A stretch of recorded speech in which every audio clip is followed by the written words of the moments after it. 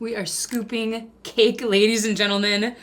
Mind blown. Easy, foolproof, decadent, slow cooked.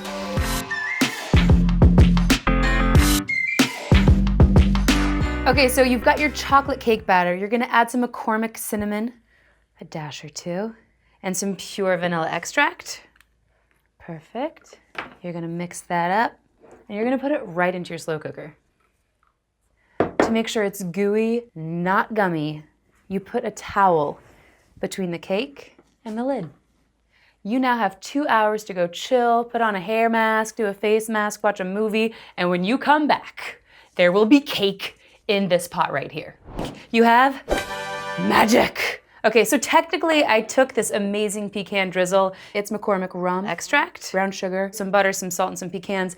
I layered it over the top, let it sit for a second, and now the best part. You can scoop your cake.